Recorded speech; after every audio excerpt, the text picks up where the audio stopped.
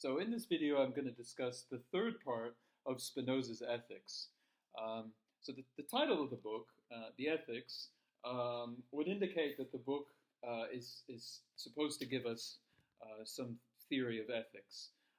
But actually, the first two parts of the book have absolutely nothing to do with ethics. At least it seems like it. When we think of ethics, we often think of the kind of questions such as whether something is morally justifiable, whether something is right or wrong, and issues such as moral dilemmas, things like the trolley problem, as well as questions relating to virtue, which was the case with writers such as Aristotle.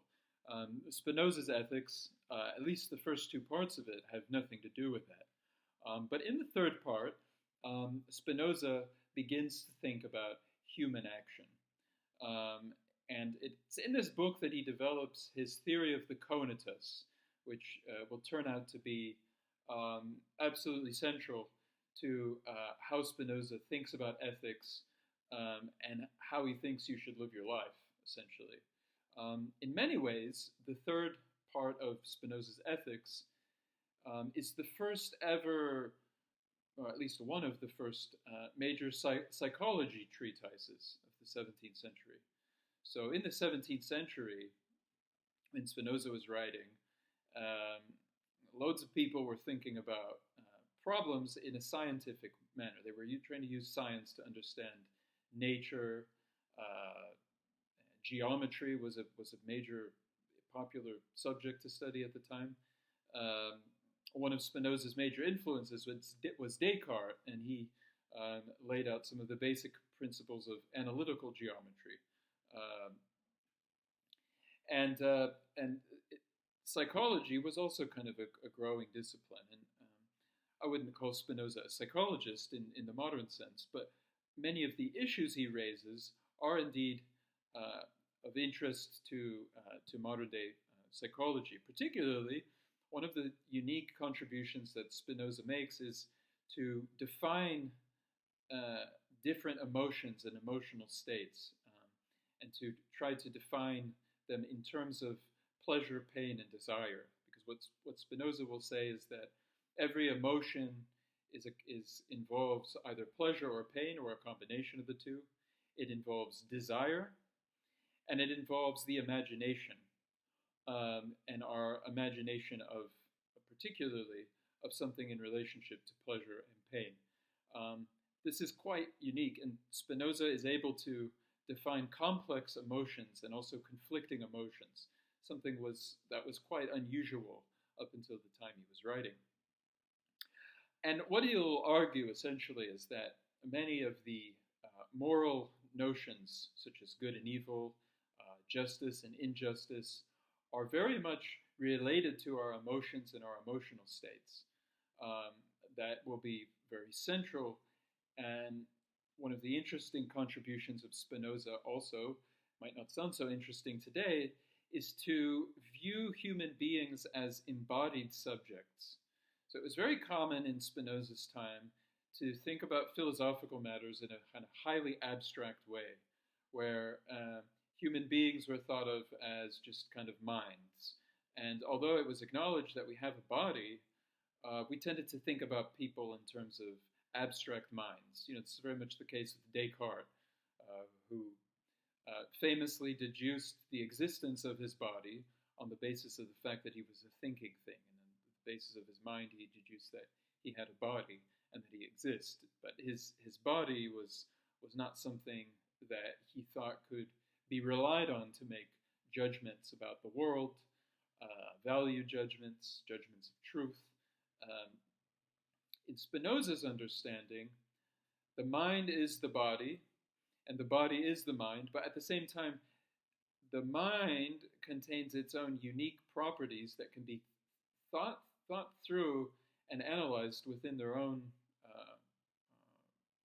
structure on the basis of their own properties, as well as the body. The body can be thought of as being independent.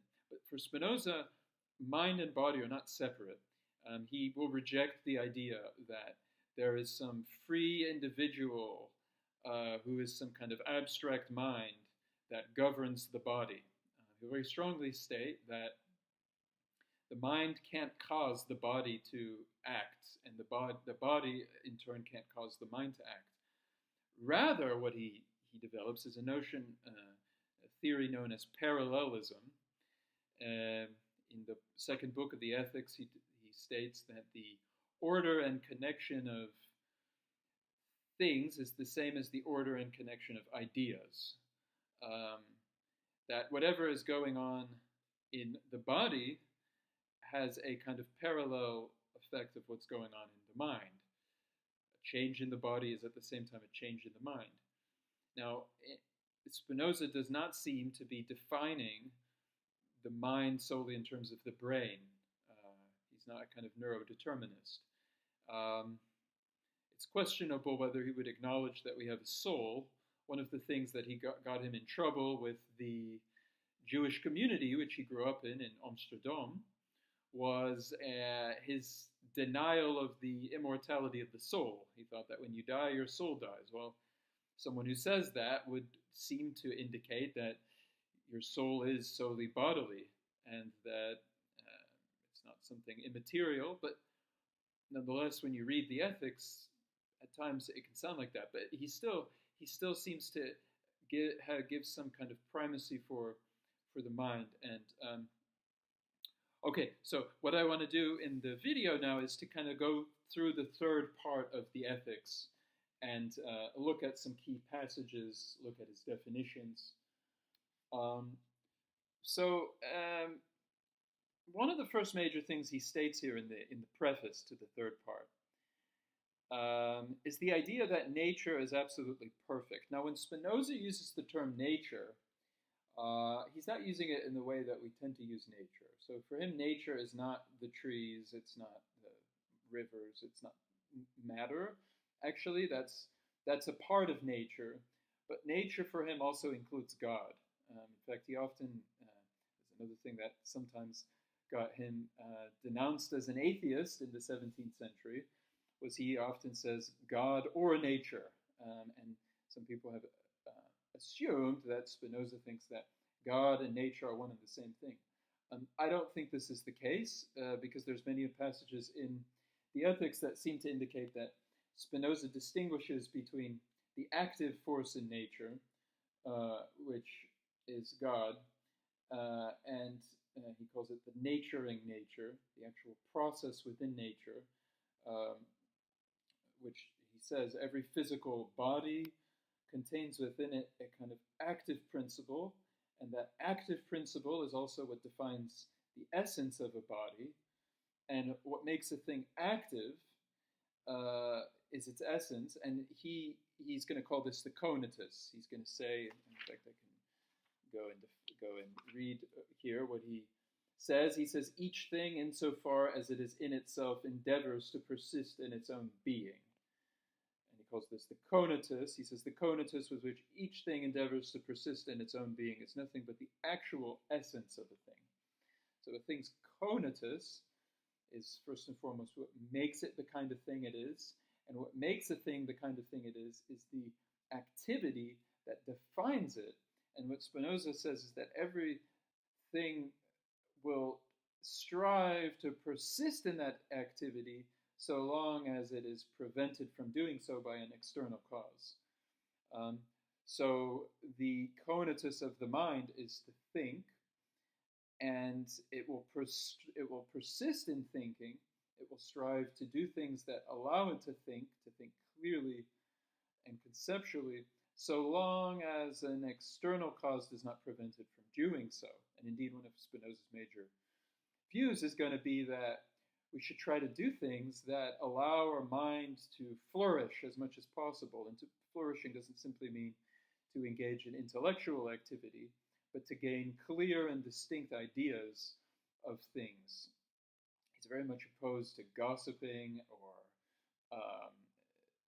empiricist approach to nature, where we just make judgments about things based on observation. Spinoza is very much a proponent of a kind of rationalist view of nature, and of the mind. Okay, I don't want to get too far off. So this is the idea. Is actually, so I was talking about how I don't think Spinoza is an atheist in the sense.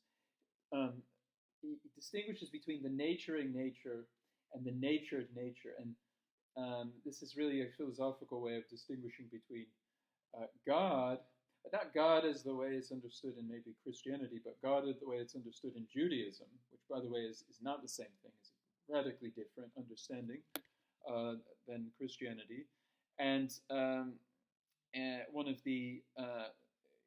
the ideas that Spinoza has is that God has a body and God has a mind, but the body that God has is not a physical body. It's rather the active principle that's contained within every single physical thing. It's kind of the principle of its motion. In some ways, it's what Aristotle called the unmoved mover. It doesn't move itself, but it's rather the principle of motion. Although I think Spinoza would probably say that the active principle of nature is to move. The active principle of a body is to be in motion.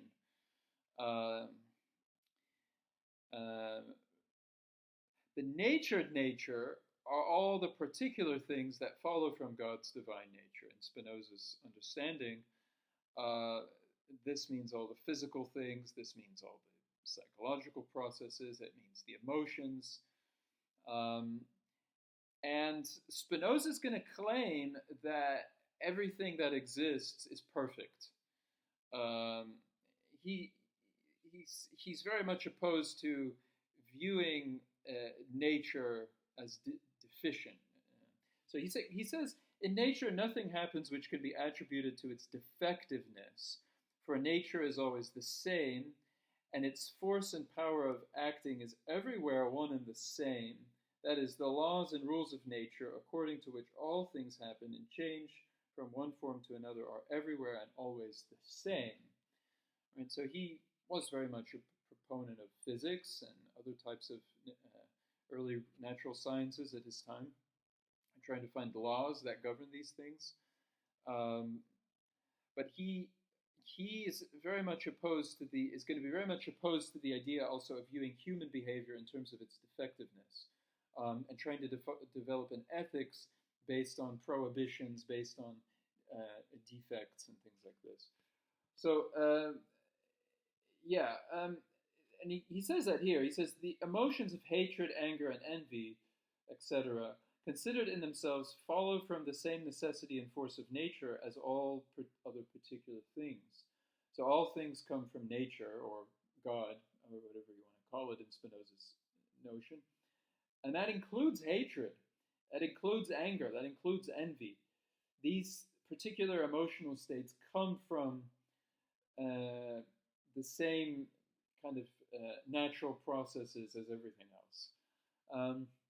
He says, so these emotions are assignable to definite causes through which they can be understood, and have definite properties equally deserving of our investigation as the properties of any other thing, whose mere contemplation affords us pleasure. And I think what Spinoza is saying here is the idea that hatred, anger, and envy can be studied scientifically. And in his view, if you understand what God is, and you understand what nature is, and you understand what a body is and what a mind is, then you can understand what all the emotional processes that follow from the nature of minds and bodies are. Okay, so very important are his definitions, because he'll rely on these definitions to make all sorts of observations. So he distinguishes here between adequate causes and inadequate causes. He says, I call that an adequate cause whose effects can be clearly and distinctly perceived through the said cause. I call that an inadequate or partial cause whose effect cannot be understood through the said cause alone. Okay, what Spinoza is saying here, an adequate cause is related to an adequate idea. And what an adequate idea is it's an idea of something that gives you a complete explanation of it. And it doesn't give you a complete explanation in the sense that it tells you everything about the particular thing. Rather, it tells you the basic information you need to know about a thing in order to deduce all of its properties. So Spinoza discusses in his book, The Treatise on the Emendation of the Intellect, the proper definition of a circle. And this is a reflection of his interest in geometry. He says a circle is not a round object. If I tell you that a circle is a round object, if it's defined by its roundness, there are loads of properties of a circle that you can't deduce simply from knowing it's round. Um, if I tell you the formula for calculating its circumference, that's not going to tell you all of its properties. Rather, what Spinoza says is that the definition of a circle is simply the directions that you have to follow in order to draw a circle. So he says you take a compass and you move it 360 degrees, and that's a circle. And that gives you an adequate idea as to its adequate causality, because it allows you to perceive clearly and distinctly the process by which a circle is produced. I take my compass, I draw the circle, and on the basis of that, I can use my intellect to then deduce all of the properties. And it gives me essentially a clearer beginning point. And that is Spinoza's view. Pretty much everything. If you begin with a proper definition of something that locates a thing's essence, and by essence here he means the expression of its of what caused it, of its causality, of its process of generation, then on the basis of that you can deduce all of its properties, right? An inadequate cause, on the other hand, is an effect of a thing or a symptom. So if I wanted to, if you did, the way that Spinoza would probably approach mental health if he lived in the 21st or the 20th century would be to try to locate the source of a mental illness or a disability, instead of defining, for example, coronavirus, for example, through all the effects that it would give. He would specifically try to locate how is coronavirus produced, and then he would try to give you a definition of that. Or depression. If you wanted to figure out what is depression, Spinoza would not tell you the symptoms of depression, because that's an inadequate idea. It's a maybe partial cause. He also wouldn't tell you the factors that give rise to depression. All of that's inadequate. He would simply try to locate what is it that causes a person to become depressed. And on the basis of that definition, you can then deduce all of the kind of properties of a kind of depressed kind of mind state. There is a lot of indication that Spinoza was not depressed, by the way. He lived a very kind of quiet and peaceful spiritual life in Den Haag, which happens to be where I am from, in the Netherlands. He lived a long time in a street called the Paviljoengracht, in a little street in The Hague. And that's where he wrote this book, Ethics. And he lived on the second floor of a painter's home. And he just spent his time writing and thinking about all these kind of questions and stuff. And he, as I was going to say, there's a lot of evidence that Spinoza was a very cheerful, very happy person. Okay, I'm getting distracted by this. I'm getting off track. So inadequate causality essentially misses the point. It doesn't give you an adequate idea of something. An adequate cause allows you to understand the thing solely through its cause, solely through the principle that defines it. Okay, and that brings us to definition 2, which is really central for Spinoza. He says, I say that we are active when something takes place in us or externally to us, of which we are the adequate cause. So we're active only insofar as we are the adequate cause of the thing. And Spinoza says most of the time this is not the case. Most of the time we're passive. But being passive in Spinoza's mind doesn't mean that you're not actively involved in the world in some way. It doesn't mean that you're not successful. Being passive means being subject to emotional states over which you don't have he thinks are the effect of not having a clear and distinct idea, and cause you to have all sorts of states of the mind, whether it's pleasure or pain, some of which can be very conducive and positive, and some of it very negative. Interestingly, Spinoza explores things like jealousy between people, contempt, hatred, violence, all these kind of questions, and he thinks, but he thinks you're no more active when you experience emotional states such as love um, or joy. These aren't bad. These are great. But Spinoza doesn't think they make you any more active. So we're only active when we are the adequate cause, and we'll find out this is a very rare thing. He says that is when from our nature there follows in us, or externally to us, something which can be clearly and distinctly understood through our nature alone.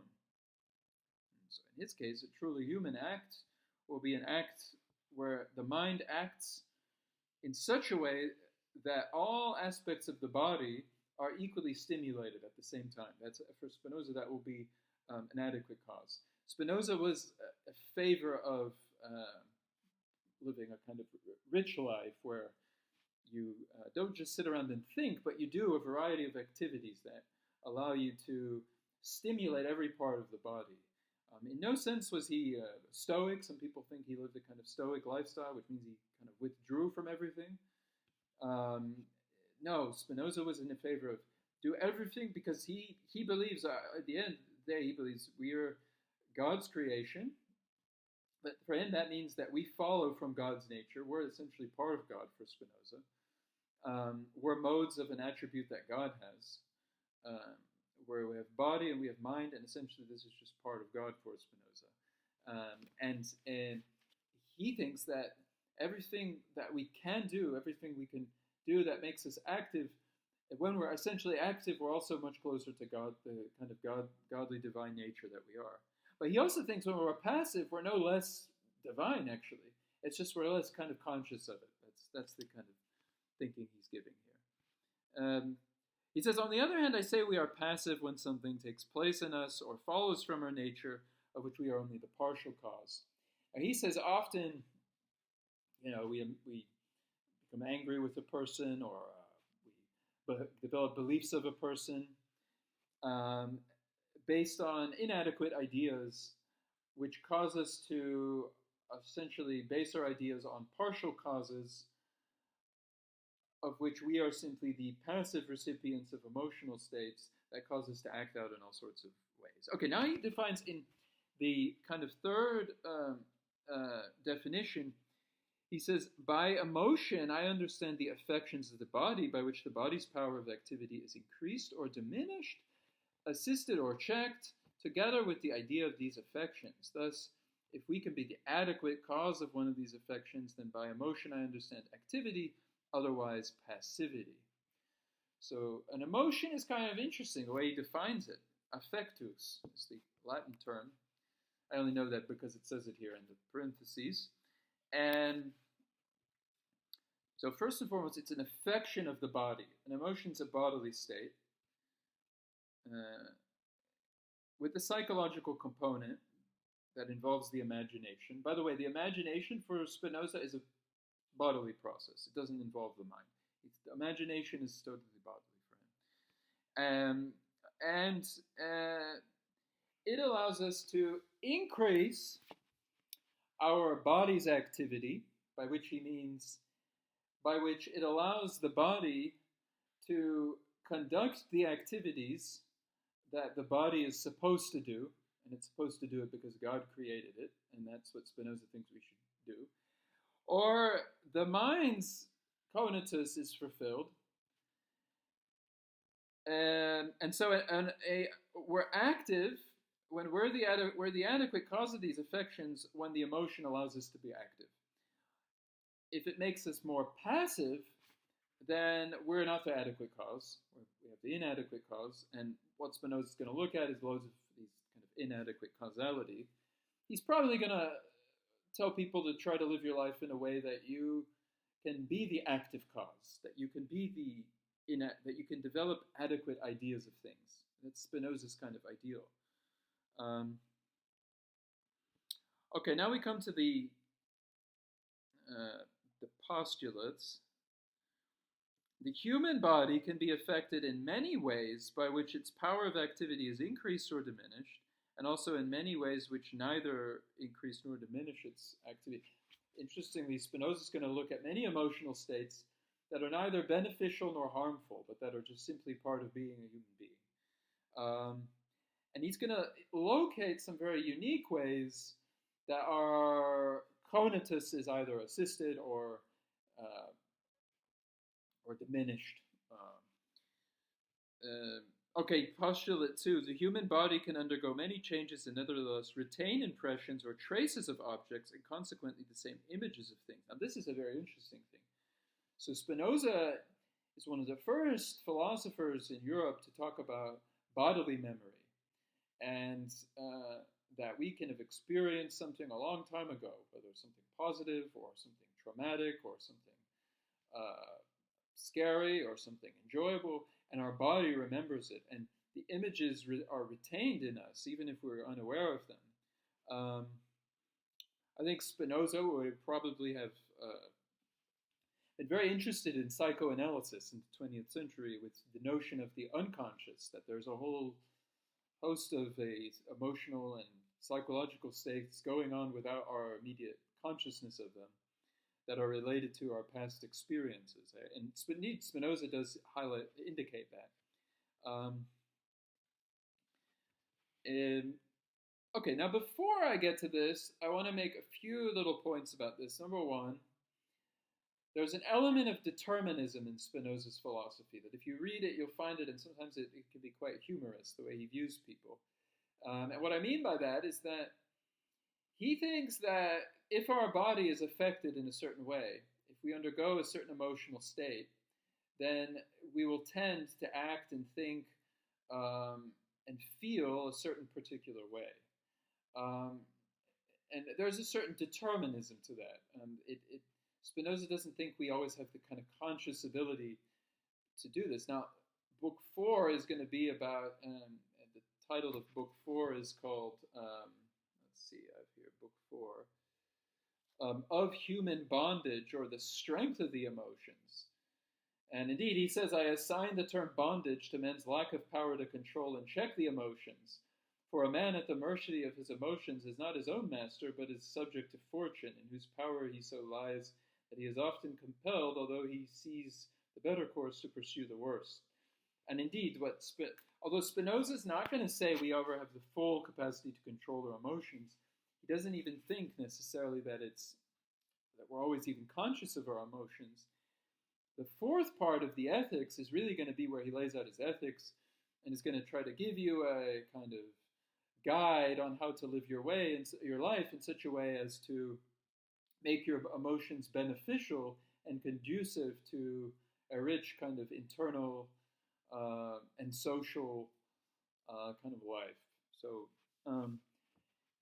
the point of part 3 is to try to understand what the emotions are in order to then get to that in part 4.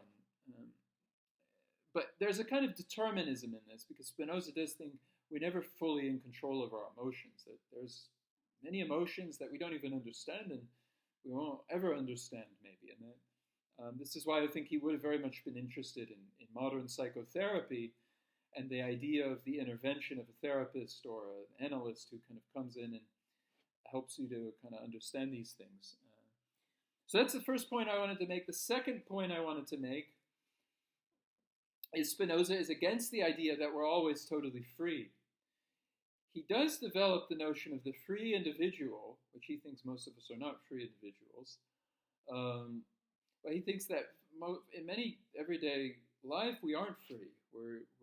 And he observed that often we say things and do things that we almost have absolutely no control over, that we don't decide to do or not. Now, this is again a reason why he would have been interested in people like Freud and later psychoanalysts who spent a lot of time thinking about actions or behaviors that simply follow as if they happen without our control. So Freud develops in his book, The Psychopathology of Everyday Life, which is in no sense a scientific work. I think it should be studied in philosophy, where he talks about slips of the tongue.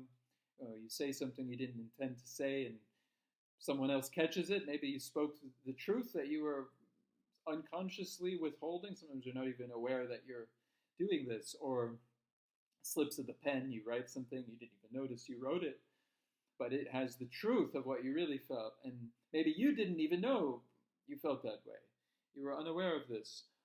There's also, of course, dreams. I mean, Spinoza talks about dreams, and the idea of the relation of dreams to some kind of unconscious kind of film of life. So in that sense, I think there's definitely a continuity in the purely kind of philosophical sense between Spinoza and Freud. And I think Spinoza was definitely one of the first to think that. And what I wanted to emphasize was he sees those things as bodily processes over which do affect us, affect our emotions, affect our imagination, and also our intellect. By the way, when he talks about intellect, it's not always clear what he means, but he doesn't necessarily mean your consciousness. He doesn't mean like what you're thinking. A lot of times when we say, well, I'm thinking of this or I'm thinking of that, Spinoza would probably class that as part of the imagination and ascribe this to purely bodily kind of neurological kind of processes. So interestingly, he just seems to distinguish, even though he doesn't acknowledge that there's a soul that's immortal and that exists after you die, he does seem to give a space to some immaterial kind of mental ideal kind of rational space defining the mind, but most of what goes on for us is for him a kind of bodily process. Okay, I'm looking at my notes briefly. Okay, so now we're going to go to the propositions. I highly doubt I will get through the whole third book in this video because it's quite long, but I'll try to get to the proposition where he defines Conatus. So here's Spinoza in Proposition 1. He says, our mind is in some instances active and in other instances passive. Insofar as it has adequate ideas, it is necessarily active, and insofar as it has inadequate ideas, it is passive. Right? So he doesn't really go into detail here what he means by an adequate idea. He actually develops that in part 2, but an adequate idea is an idea, as I said, it gives you an insight into a thing's process of generation. It also gives you a complete explanation in the sense that it allows you to perceive a thing in its totality rather than just its parts. And insofar as we, and in many ways, Spinoza's actual approach is designed to give us an adequate idea of the emotions, of the mind, of human conduct, and all these kind of things. So it makes us active, right? Now, I want to read you his proof here. By the way, in Spinoza's philosophy, the proofs are very important. Because what Spinoza thinks is that in the proof, you yourself formulate an adequate idea as a result of working through the proof. And he thinks that every human being has the capacity to clearly and perceive the truths articulated in the proofs. So I'm going to go Proposition 1, Proof 1. In every human mind, some of its ideas are adequate, others are fragmentary and confused. So it's another definition of inadequate ideas are confused or fragmentary ideas. Ideas you get from superficial observations, fake news. I don't think Spinoza would have spent loads of time on the internet if he lived today looking at the news about COVID or Ukraine. I doubt he would have liked CNN and things like this. Spinoza's approach would rather have been to try to actually read scientific literature about COVID or try to learn as much as he could about Ukraine in order to understand the imperialist war going on in Ukraine.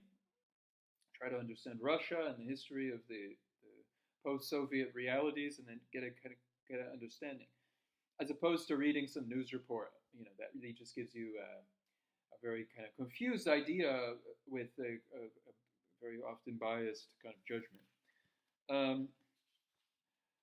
Okay, so that's the idea. Some ideas are adequate, so others fragment. Now, ideas that are adequate in someone's mind are also adequate in God insofar as he constitutes the essence of the mind. And furthermore, those ideas that are inadequate in the mind are also adequate in God, not insofar as he contains in himself the essence of that mind, but insofar as he contains the minds of other things as well. Now, if I formulate an inadequate idea of something, a confused idea, that's the effect of, on the one hand, my kind of partial inability to perceive the totality, and but in Spinoza's idea, in God's mind, it's an adequate idea, and that's because for him, God basically knows everything.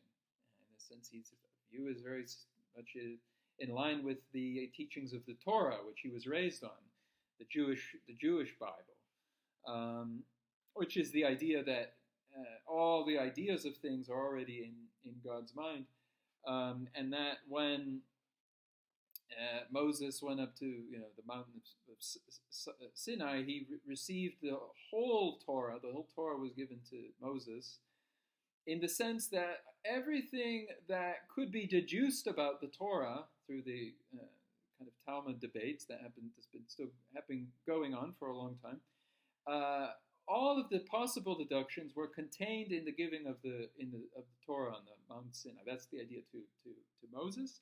That's what Spinoza is saying here as well, is that human beings have been given by God the ability to deduce adequate ideas. Now, we won't necessarily have all the adequate ideas, but we can collectively, through science and through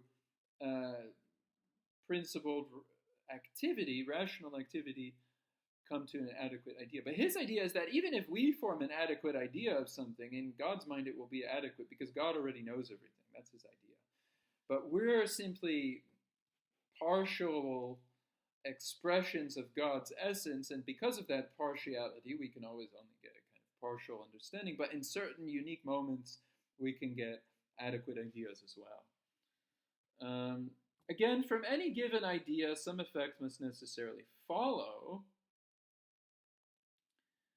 of which God is the adequate cause, not insofar as he is infinite, but insofar as he is considered as affected by the given idea. So when we get an adequate idea, it's also an idea that is in God's mind, and God is affected with that idea precisely because we've managed to gain that idea. But in the case of an effect of which God is the cause, insofar as he is affected by an idea which is adequate in some minds, that mind is also its adequate cause.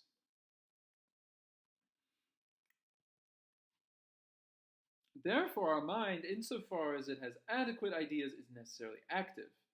Again, whatever follows from an idea that is adequate in God, not insofar as he has in himself the mind of one man only, but insofar as he has the minds of other things simultaneously with the minds of the said man, the mind of the man is not adequate cause of it, but the partial cause, and therefore, insofar as the mind has inadequate ideas, it is necessarily passive.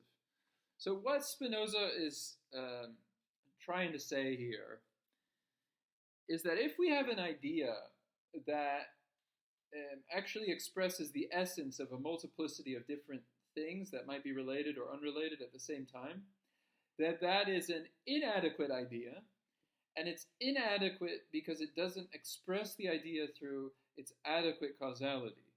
It's rather simply thinking in terms of symptoms, in terms of causes. And Spinoza here thinks that makes you passive because you're not really perceiving something adequately through the adequate kind of idea. So that makes you passive. He says, hence it follows that the more the mind has inadequate ideas, the more it is subject to passive states. And on the other hand, it is more active in proportion as it has a greater number of adequate ideas. So the goal for Spinoza is adequate ideas. That's what you want. You don't want a bunch of inadequate ideas, because the more inadequate ideas you have, Spinoza is going to say, you're going to have a lot more conflicts. And those conflicts can take different forms. It's not just conflicts between other people, but it's conflicts at a theoretical level. It's confusion within science. It's confusion within historical analysis. I read a lot of books. As you can see, I have lots of books behind me. I'm always reading books. And the kind of books I've noticed a lot of times, you see this with a lot of people, is they'll try to formulate their ideas without starting from a firm foundation. So maybe they'll begin with a whole bunch of information about something, but without a clear sense of where they want to go with it.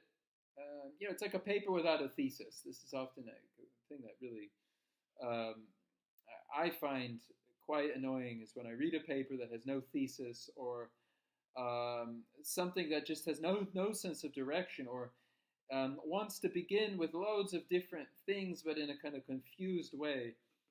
So Spinoza's approach is that if you do that, you're going to actually have a hard time coming to a clear conclusion. His goal is to start small, start with simplicity. He's very much a favor of simplicity. A clear idea, and then on the basis of that, you deduce a whole variety of truths and ideas. And okay, so I'm going to go move now to proposition 2. I'm not necessarily going to read all these proofs because they're quite long. The body cannot determine the mind to think, nor can the mind determine the body to motion or rest or to anything else. Now, this is a very interesting one. I have my notes here. So, okay, so I'm just going to read from my notes here for a moment.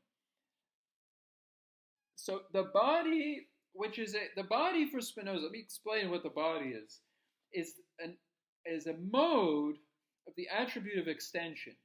Now, God has the attribute of extension. The attribute of extension is simply the principle that makes a body the kind of thing it is, a physical, material thing. It's essentially the kind of container in which all bodies exist. And all bodies have are modes of the attribute of extension. So I have a body, I have a mind, and my body is just simply an expression of the attribute of extension, which follows from God's divine nature and Spinoza's understanding. And what he says here is that both mind and both body are simply modes of the same thing, the same substance. The substance is God or nature. And therefore they can't be separated. So the motion and rest of one body can only be caused by another body for Spinoza. An external cause can cause another body to go into motion or can cause it to stop. This is later Newtonian kind of physics would develop. Now, since the mind is not a body, it cannot affect the motion and rest of any other body. Only another physical body can cause another body to can affect the motion and rest of a body. So, therefore, the mind cannot cause the body to move. So, really, what Spinoza is saying here is that everything that goes on, everything that's psychological, is also bodily. He doesn't locate the mind in the brain, and therefore he rejects the idea that we're totally free. Because what he says is, however, that a change in the body, you didn't sleep well, or you have coronavirus, or you are depressed or whatever, because something happened, will affect your mind nonetheless. Not in a psychological sense. It will affect your mind in a intellectual sense. It will make it harder for you to think, to concentrate, to formulate abstract ideas. It's not that a bodily change causes a change in the mind. A bodily change is a change in the mind. If I change my body in any way, I also correspondingly am changing my mind.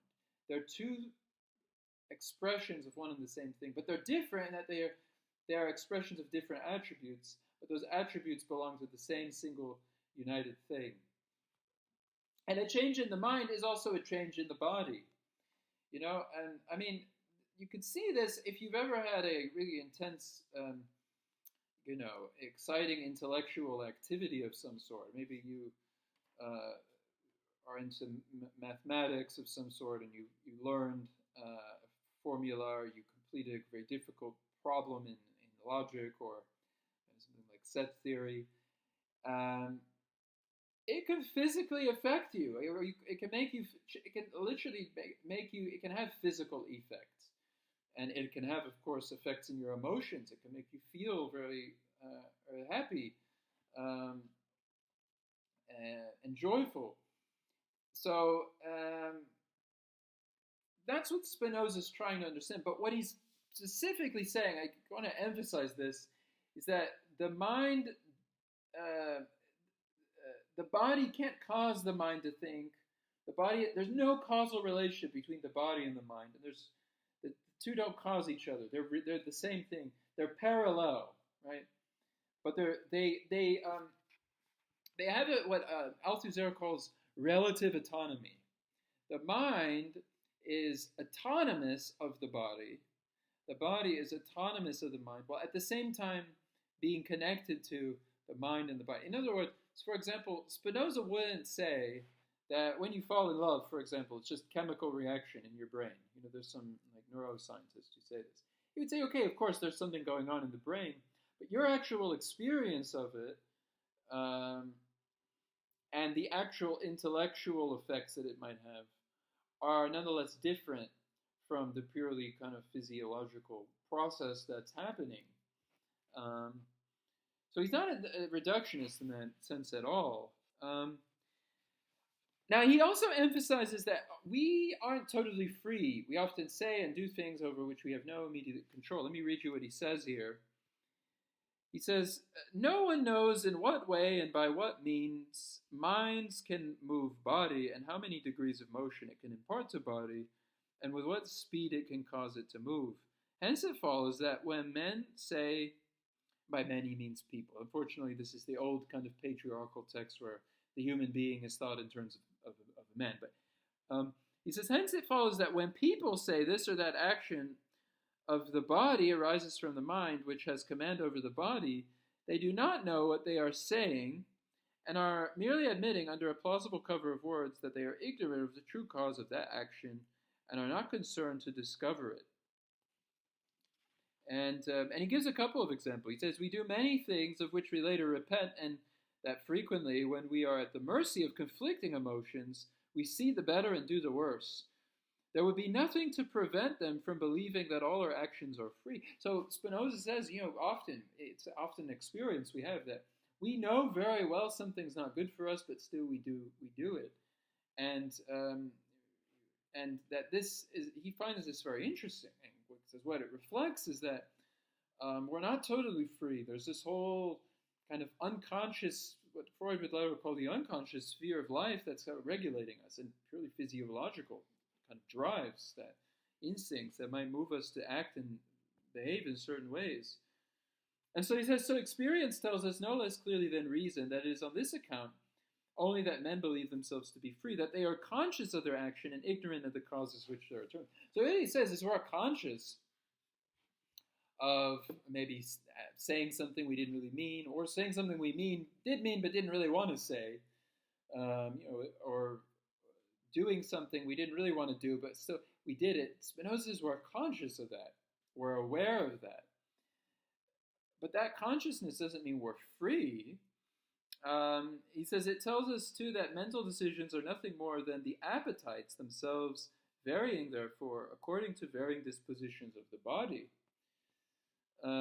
For each man's actions are shaped by his emotion, and those who furthermore are prey to conflicting emotions know not what they want, while those who are free from emotion are driven on to this or that course by a slight impulse. So Spinoza says here that some people are very conflicted and their actions are governed by this, and this can cause many challenges. Some says they're free from emotion. He doesn't think we're really free from emotion, but you imagine yourself to be free from emotion and just act kind of out of impulse. So he's just trying to highlight that we're not free. And he's against these philosophers that ascribe so much weight to freedom and try to explain everything through freedom. Although, in many ways this prefigures a lot of what would later come out of Marxism, philosophy of Karl Marx, Engels, Lenin, Trotsky, who all had the view that the social environment that we live in the material circumstances that we grow up in play a formative role in our psychological states, our emotional states, and can cause us to act in some particular way. And although we may be free to refrain from doing this or that thing, there's always the involvement of these material objective conditions that create the horizon in which we act and in which people are shaped. This has an influence on fields such as criminology, for example, which a Marxist approach to criminology, which say we should try to understand what causes crime rather than just punishing people and criminalizing whole groups of people. We should try to see what is it that what are the material reasons that someone's driven to act in a certain way or do a certain behavior. This would be the social model of criminality, the social model of disability, very much present in Spinoza here. Okay, so he distinguishes here, looking in my notes, between mental decisions and desire. So I want to read here what he says. This is an extraordinarily important passage. Well, I guess I say that about every passage I read, which I think is extraordinarily important. Spinoza says, mental decision. He says, now surely all these considerations go to show clearly that mental decision, on the one hand, and the appetite and the physical state of the body, on the other hand, are simultaneous in nature. Or rather, they are one and the same thing when considered under the attribute of thought and explicated thought. We call decision. So when we're solely thinking about mental decisions that we make, then we're considering it under the attribute of thought. And when considered under the attribute of extension and deduced from the laws of motion and rest, we call it a physical state. And when the physical state and the mental state come together, they create desire. Desire is the combination of thought and extension in the human kind of being. So each of them, I want to read here from my notes for a moment. I have a few points I want to make here. So each of them, thought and extension, that is, despite belonging to the same substance, contain their own relative autonomy and follow from the nature of the attribute in question. A change to one's physical state involves a simultaneous change to one's mental state. So body doesn't cause mind. Rather, body is mind and mind is body, while at the same time being governed by their own unique laws. Right? So he doesn't reduce body to mind. He does in some ways. But he says that body and mind have a relative autonomy. The body has its own laws, its own principles, which you could extend that to psychology, which there's a bodily component for Spinoza. And the mind has its own kind of laws.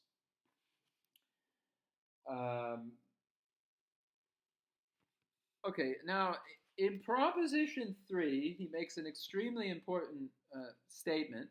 He says the active states of the mind arise only from adequate ideas. Its passive states depend solely on inadequate ideas. We've already seen this idea. And he makes a point here that I think is very interesting. He says, we see that passive states are related to the mind only insofar as the mind has something involving negation. That is, insofar as the mind is considered as part of nature, which cannot be clearly and distinctly perceived through itself independently of other parts. Spinoza hates this notion of negation. The conatus of the mind is to affirm something. And to affirm something through an idea is to have an adequate idea.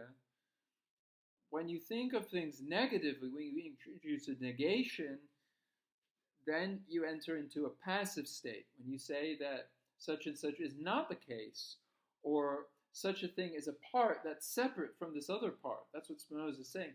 When you view things separately from each other, you're viewing them through negation.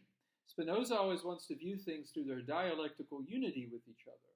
Everything for Spinoza is kind of interrelated. He doesn't like to view things separate from other things. He wants to rather view in the terms of their interrelations. Another way that he prefigures a lot of the thinking of Marxist philosophy, which is the idea that everything that exists has a relationship to all the other surrounding things. That, for example, if you want to address poverty, you have to address the capitalist system that creates poverty. There's no such thing as poverty on its own. Rather, if you want to understand why people are poor and why other people are rich, you have to view it through an analysis of the capitalist social relations that generates these things and the class structure that's produced by the capitalist mode of production. These things are not independent. And he would say, well, if you're just viewing poverty, like if one of these kind of charities that, wants to help the poor and collect money for the poor and then think you're going to solve the world's problems by just giving to the poor, you're missing the point, because you're not really getting rid of poverty. You're just kind of addressing it without actually having an adequate idea of poverty, which requires addressing capitalism, which is a much larger, broader kind of conceptual notion, a mode of production that has to be radically addressed. Otherwise, you'll never actually get rid of poverty. So that's kind of where Spinoza is going through this. Okay, now we come to Proposition 4. No thing can be destroyed except by an external cause. He says, the definition of anything affirms and does not negate the thing's essence. That is, it posits and does not annul the thing's essence. So long as we are attending only to the thing itself and not to external causes, we can find nothing in it to destroy it. And that's going to be very important in Spinoza. Each thing strives to do what it's meant to do, what God made it to do. And if it's not doing that thing, well, it's gonna try to avoid those things. It's gonna have conflict. It's gonna, not everything. Bodies aren't conscious, but bodies, for Spinoza, have a conatus, and that's to be in motion. And as long as it's in motion, that's what a body wants to do, is to move around. Okay, now I have a brief criticism here of Spinoza. One of the mistakes that Spinoza makes is he only views things in terms of external causality.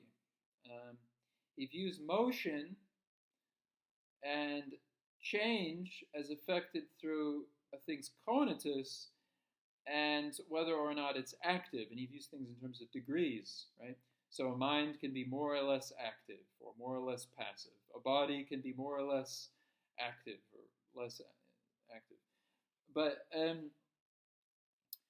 he doesn't really understand things in terms of internal change. He doesn't like the notion of a contradiction, which is really central to dialectics. Hegel, who was a 19th century philosopher who came after Spinoza, claims that everything that exists is the result of a thing's internal contradictions, and change results through the conflict of opposites. That's not a thing that Spinoza wants to address. He doesn't like conflict, and he certainly doesn't like opposites and things like that, because if you have an opposite of something, then it essentially involves its negation. He doesn't like this idea. He likes thinking about things in terms of unity. Now, let me explain what Hegel means. So in his major work, The Science of Logic, he tries to account for the transformation of being into nothingness and how this results in the higher conceptual unity of becoming. So basically what he says is, okay, let's think about immediate being. Right? Immediate being is just being. The fact that a thing is and nothing more. Now, if you view immediate being, you think of being. Being is the absence of all determinations. Being is the non-being of nothingness. Being is the simple determinateness, the total absence of anything concrete. Basically what Hegel says is when you think of being that way, you end up with nothing. Because the more you try to analyze being, being disappears, because being is effectively this absence. So being actually becomes nothing, because the more you think about being, disappears and is replaced with nothing, with its opposite. But nonetheless, if we talk about nothing, nothing nonetheless is, because we could say there is nothing. Like, you have a cup, you say, okay, there's nothing in the cup. There's no money in the wallet. There's no one in this building. There's nothing. Nothingness nonetheless has a definite ontological status. And when you start to think about what nothing is, nothing nonetheless isn't simply nothing. It's non-being. It's the absence of being, but as the absence of being, it still affirms itself as being something. So nothing is nonetheless something, and therefore you start to think about nothing, you end up again with being. And so what Hegel then says is that being is the becoming of nothing, the becoming nothingness of being. Being is the vanishing of being, the disintegration of being. And nothing is the becoming something of nothing, the transformation of nothing into something. And hence the unity of being and nothing is becoming, because it's this endless kind of circle. And so if you want to get beyond the simple opposition between being and nothing, you end up with becoming. And what Hegel says is all development in philosophy and in society is the result of these kind of internal contradictions. The transformation of a thing into its opposite and the conflict of a thing with its opposite drives processes forward. Friedrich Engels, the 19th century German Marxist philosopher, formulates this as the transformation of quantity into quality. Basically what he says is that if you start initially with a quantitative change, you gradually get a qualitative change.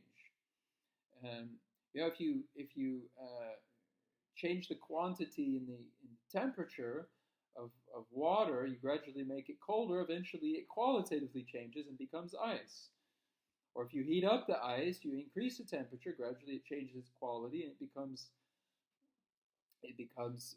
water. The transformation. So a quantitative change involves this kind of conflict of opposites and then eventually changes into something totally different from itself. But what Spinoza's problem is that he doesn't view things in terms of this internal transformation. He views it rather as affected by an external cause. There's always this external causality that comes and kind of changes the thing. Okay, so now we move on. Spinoza says in Proposition 5, things are of a contrary nature, that is, unable to subsist in the same subject to the extent that one can destroy the other. So essentially, if X can destroy Y, then X and Y are different, because that means that the conatus of X is to affirm X, and the conatus of Y is to affirm Y. And, what makes them contrary is the fact that they can destroy each other, right? And so, although X and Y for Spinoza, two different people, these two different people, person X and person Y, they're part of the same divine essence as God. They're just bodies that are part of God's attribute of extension. Nonetheless, have their own particular body, and they're contrary to each other insofar as they can destroy each other. They can't subsist in the same subject. And this brings us to Proposition 6. Each thing, insofar as it is, endeavors to persist in its own being. And Proposition 7, the conatus with which each thing endeavors to persist in its own being is nothing but the actual essence of the thing. Proposition 8, the conatus with which each single thing endeavors to persist in its own being does not involve finite time, but indefinite time. So, conatus, again, in Spinoza, is the striving of a thing to preserve the activity that defines it, that makes it active, and which it will do so long as it is prevented from doing so. And it will do this indefinitely. It will continue to do this so long as no other causes destroy it. The body will continue to try to live and to affirm the activities that belong to the body so long as it isn't destroyed by something else. And then proposition 9, the mind, both insofar as it has clear and distinct ideas and insofar as it has confused ideas, endeavors to persist in its own being over an indefinite period of time and is conscious of this conatus. So if you're clear and distinct ideas and you're engaged in science, Spinoza thinks you will strive to do this for an indefinite time, unless someone comes and bothers you or tries to get you to stop the activity, or in case someone comes with a bunch of confused ideas, Spinoza says the mind will continue to do this. And his methodology is to try to organize our scientific activities in such a way that we can persist in our conatus of forming clear and distinct ideas indefinitely, as long as we can, for the greatest amount of time, without any kind of disruptions. Now, Spinoza here in the Scholium to Proposition 9 defines some very important notions. He introduces the notion of will, of appetite, and of desire. So he says, when the conatus is related to the mind alone, it is called will, voluntas, voluntary. When you're willing, solely willing, that's the mind's activity, is to will things. We might call it consciousness on some level. When it is related to mind and body together, it is called appetite, which is therefore nothing else but man's essence, from the nature of which there necessarily follows those things that tend to his preservation, and which man is thus determined to perform. So appetite here is related both to the unity of mind and body. When I'm willing and doing things that allow me to live a rich, happy, meaningful life, and in which my full body is stimulated and every part of the body achieves its full ability, Spinoza says, then you're actually acting on, you're active because you're doing things that follow from the nature of the mind and the body.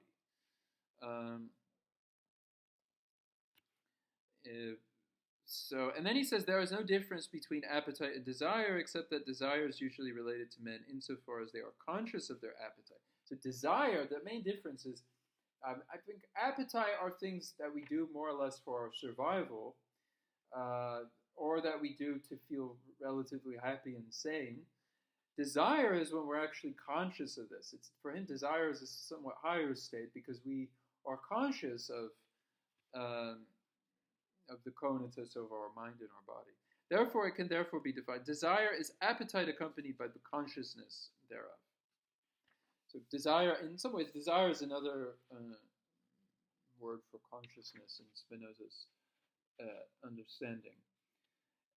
Proposition 10, an idea that excludes the existence of our body cannot be in our mind, but is contrary to it. And let me read you the proof here.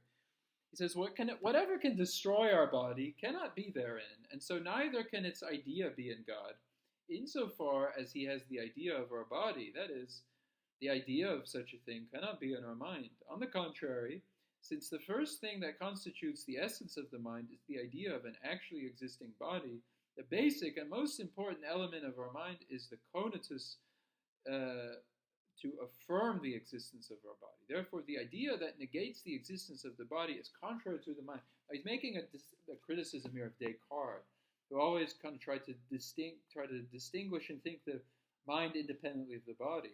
Spinoza's idea is that we're embodied subjects. Our feelings matter. Our emotions matter. He doesn't engage in this very superficial but very common kind of binary between emotions and rational activity. We might do one of these personality quizzes where you'll be asked, are you more rational or are you more emotional? Spinoza says this is nonsense. We're always irrational and we're always emotional on some level. The two things are always in unity. And every idea we have cannot be conceptualized without our mind. What Spinoza is doing here is criticizing a whole very patriarchal philosophical tradition which sought to think about all philosophical ideas independently of the body. So, for example, Plato has this idea of the forms, and he thinks everything has a particular form, but that form exists outside of space and time. So, for example, he says, the form of the beautiful. He says, if you encounter a beautiful object or thing or person, that beautiful object or person is simply an incarnation of the form of the beautiful itself, which exists outside of time and outside of all bodily things. And Plato's whole philosophy is centered around trying to understand the forms of things. But in Spinoza's understanding, every single idea is directly connected to a body. Now, he doesn't deny the possibility of universality. He says, of course, we can have universal ideas. In many ways, that's what Spinoza is trying to do in this book. But he thinks that any theory that seeks to exclude the embodied experience of subjects, of human beings, is deeply mistaken. And he even goes to include this for animals, interestingly. He was one of the first philosophers, I think, who acknowledged that animals have minds. Now, that might sound kind of silly to us, but in Spinoza's time, animals were sometimes viewed as, and were animals. Human beings are animals. He acknowledges this. But non-human animals were thought of as just mechanical machines that if they scream in pain, it's just a kind of mechanical reaction, no different than a clock. So there was horrible violence against animals in the 17th century, especially in scientific experimentation. And Spinoza says actually animals might have their own kind of unique ideas, and it would be interesting to explore this. So the negation of the body is also contrary to the mind. So insofar as we have ideas that exclude the existence of the body, we're engaging in a negation and we're passive. We're not really actually getting an adequate idea.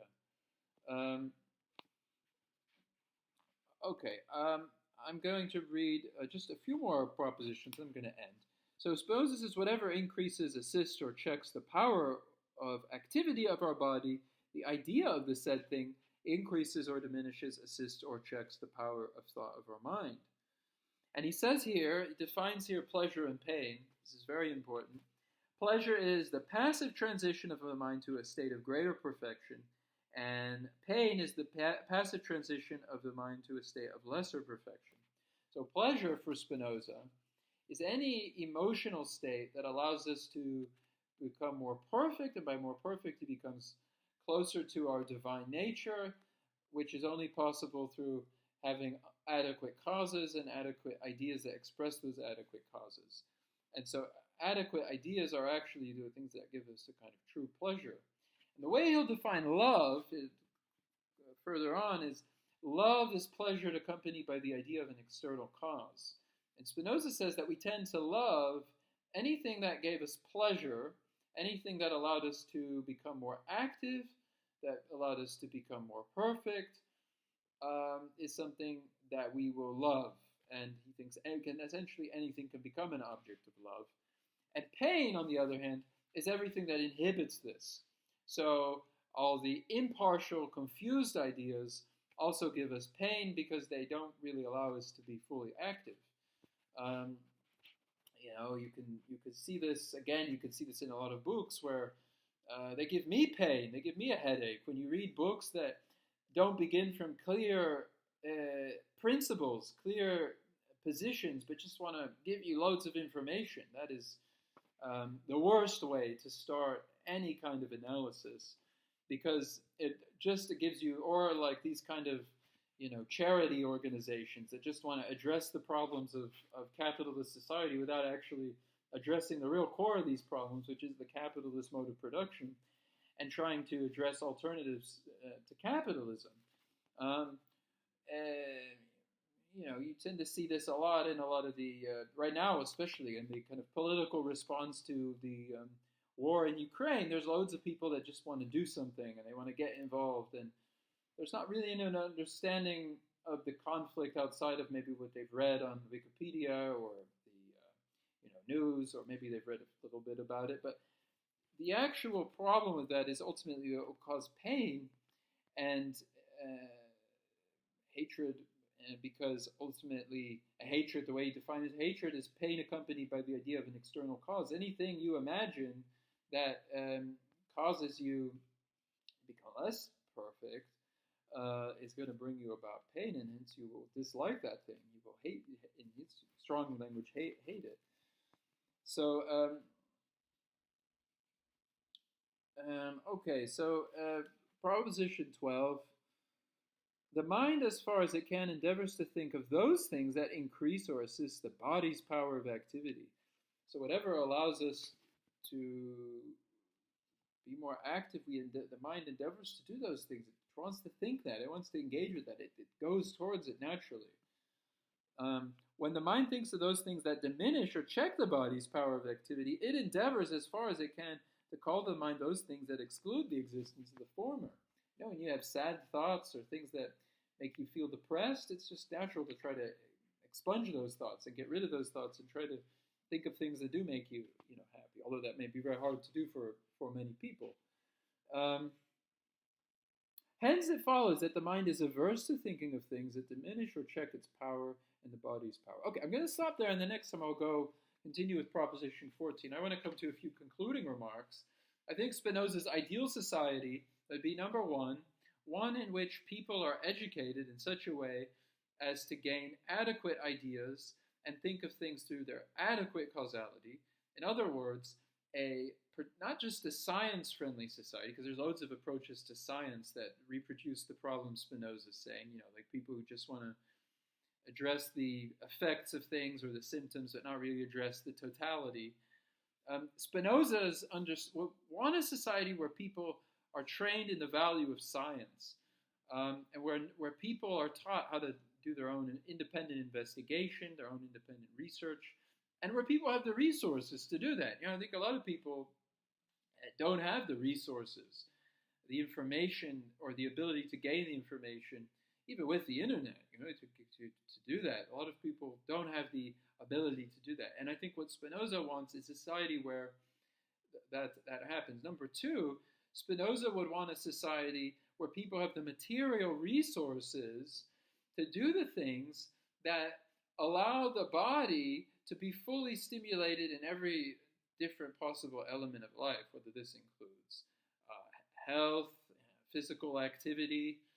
Spinoza would have been in favor of state-funded, publicly funded gyms, publicly funded schools, anything that is accessible to the masses of the people, because Spinoza believes that if we live a kind of healthy lifestyle, if we have access to healthy food, a lot of working people, unfortunately, don't have access to healthy food. It's often the case that there's a correlation between poor health and social class, and that's the result of the lack of access that many working people have to the resources that actually allow us to live a healthy lifestyle. Unfortunately, being healthy is almost a kind of petty bourgeois middle class lifestyle for many people. It's unfortunately the case that that's how it is. And I think Spinoza would very much be in favor of a society where health is at the forefront of things, and not just physical health, but mental health, where every person has access to a therapist, and every person has access to not just a therapist that will see you a few times and diagnose you with something and prescribe meds, but rather someone who will fully help you to get an adequate idea of who you are and what you're feeling, to really help you understand your feelings, so that you can become a more active person. And he says it. He's very much a believer in the society that makes the arts accessible. Unfortunately, many elements of the arts today aren't accessible to everyone in society. Everything costs loads of money. And for many people, going to the theater or even going to the movie now, especially with the COVID crisis that's made life hard for many working people, don't have access to those things. If you want to go to see a concert in the symphony, it's extremely high amount of money for a lot of people. So Spinoza wants to make those things accessible to all. He didn't really have a vision of how that would be, but that's definitely one of the things that's central as the social and material surrounding society in which bodies and minds operate. I didn't say bodies and minds because that's the language Spinoza uses. Besides that, he wants to create an ethics where human beings support one another in their scientific and emotional and spiritual kind of activity. Although Spinoza was excommunicated from the Jewish community that he grew up in, I think he was very religious his entire life, and I don't think he would have been opposed in any sense to being part of a religious community that actually enabled him to live with other people in a community, in a collective, his reverence to God as he understood him. So that is the end of this lecture. The next lecture I will discuss in further detail the third book of Spinoza's Ethics.